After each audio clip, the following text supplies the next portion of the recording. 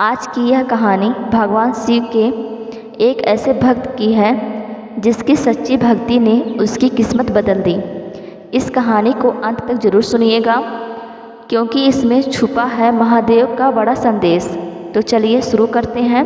बहुत समय पहले हिमालय की ऊंची पर्वत श्रृंखलाओं में भगवान शिव माता पार्वती के साथ कैलाश पर्वत पर निवास करते थे।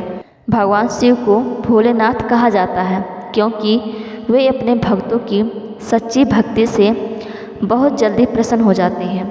वे कभी अपने भक्तों में भेदभाव नहीं करते, चाहे कोई राजा हो या गरीब। जो सच्चे मन से उनका नाम लेता है, भोलेनाथ उसकी हर मनोकामना पूरी करते हैं। एक छोटे से गांव में रामू नाम का गरीब किसान रहता था। वह बहुत मेहनती और ईमानदार था, लेकिन उसके पास धन नहीं था। कई बार उसकी फसल खराब हो जाती और परिवार को भूखा सोना पड़ता। गांव के लोग उसका मजाक उड़ाते और कहते हैं कि भगवान उसकी कभी मदद नहीं करेंगे। लेकिन रामू को भगवान शिव पर पूरा विश्वास था। हर सुबह रामू नदी से जल लाता और गांव के पुराने शिव मंदिर में जाकर शिवलिंग पर जल चढ़ाता। उसके पास फूल या मिठाई नहीं होती थी, फिर भी वह सच्चे मन से ओम नमः शिवाय का जाप करता। उसकी भक्ति देखकर मंदिर का पुजारी भी हैरान रहता। एक दिन गांव में भयंकर सूखा पड़ गया।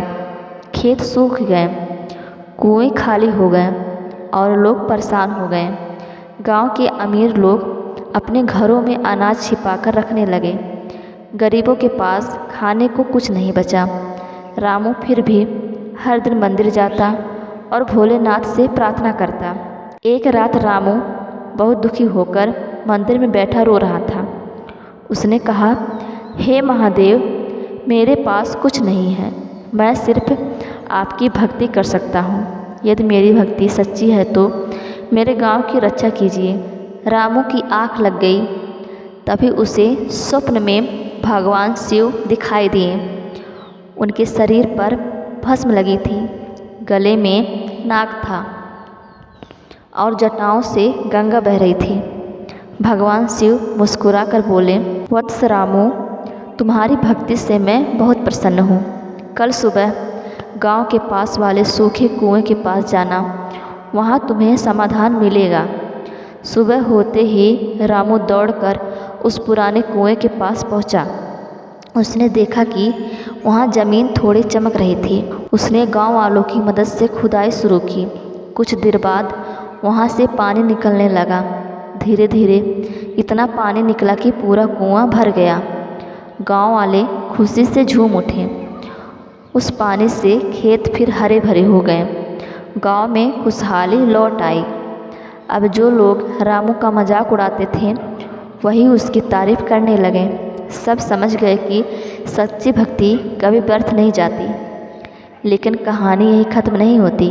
कुछ समय बाद गांव में एक घमंडी व्यापारी आया। उसे लगा कि रामू को कोई खजाना मिला है। उसने रामू से पूछा, सच बताओ, तुम्हें धन कहाँ से मिला? रामू ने कहा, मुझे धन नहीं मिला, भोलेनाथ का आशीर्वाद मिला है। व्यापारी को विश्वास नहीं हुआ। वह रात में मंदिर गया और बोला, हे शिव, यदि तुम सच में हो तो मुझे सोना दो। लेकिन उसके मन में लालच था। उसी समय तेज आंधी चली और व्यापारी डरकर भाग गया। उसे समझ आ गया कि भगवान केवल सच्चे भक्तों की सहायता करते हैं, लालची लोगों की नहीं। रामू ने कभी अपने लिए धन नहीं मांगा। उसने गांव वालों की मदद की, गरीबों को भोजन कराया और शिव मंदिर की सेवा करता रहा। उसकी सादगी और भक्ति देखकर पूरा गांव भगवान शिव का भक्त बन गया। कहते हैं कि एक दिन भगवान शिव और माता पार्वती साधु का रूप धारण करके गांव में आए। वे रामू के घर गए। रामू के पास खाने के लिए सिर्फ थोड़ी सी रोटी थी, फिर भी उसने प्रेम से उन्हें भोजन कराया। जाते समय साधु रूप में भगवान शिव बोले, जो दूसरों की सेवा करता है उस पर हमेशा भोलेनाथ की कृपा बनी रहती है। इसके बाद रामू के जीवन में कभी दुख नहीं आया। उसका परिवार सुख और शांति से रहने लगा। गांव में हर साल महाशिवरात्रि का बड़ा उत्सव मनाया जाने लगा और लोग हर हर महादेव के जयकारे लगाने लगे। इस कहानी से हमें यह शिक्षा मिलती है कि सच्ची भक्ति कभी व्यर्थ नहीं जाती। भगवान शिव अपने भक्तों की हर कठिनाई दूर करते हैं। लालच बुरी चीज़ है, दूसरों की मदद करना सबसे बड़ा पुण्य है। ओम नमः शिवाय का जाप मन को शांति देता है। हर हर महादेव।